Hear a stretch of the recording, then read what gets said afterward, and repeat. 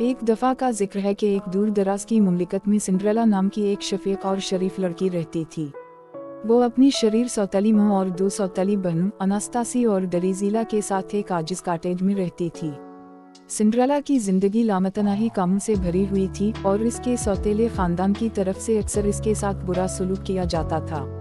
Cinderella का वाहिद सुकून cottage के पीछे छोटा सा बाग था। वहाँ वो अपने आज़ाद लम्हात को मुतहर्रिक फूलों की परवरिश, परिंदों के साथ गाना और बेहतर जिंदगी के ख्वाब देखती। एक दिन शाही हिंद की दावत उनकी दहलीज पर पहुंची और पूरा घर जोश व खरूश से गूंज उठा।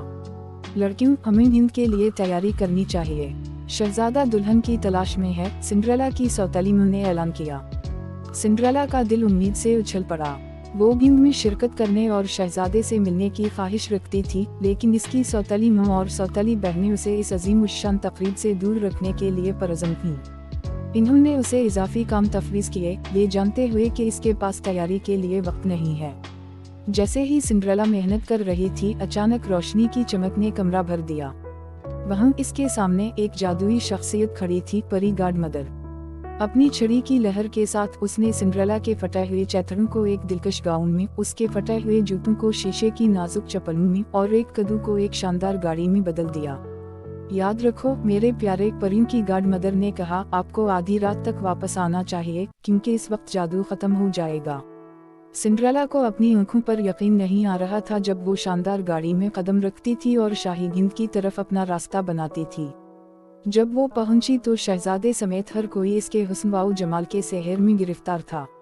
इन्होंने रात को दूर रक्स किया और सिंड्रेला को दुनिया का सबसे खुश इंसान महसूस हुआ।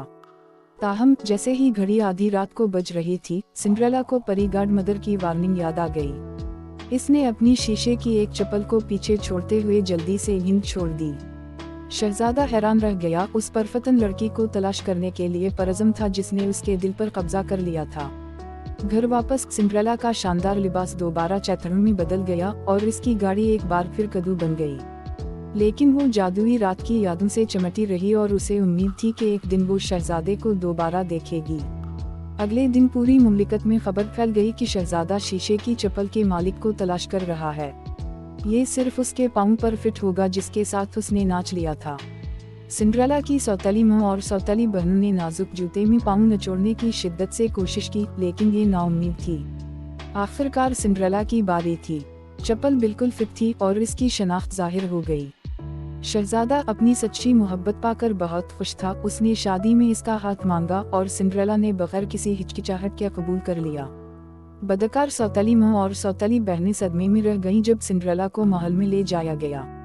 इसने इन्हें उनके माजी के जुल्म के लिए मुआफ कर दिया और यहाँ तक कि इन्हें अपने साथ महल में रहने की दावत दी। ये मेहरबानी, माफ़ी और ख्वाबों के सच होने की ताकत का सबक था।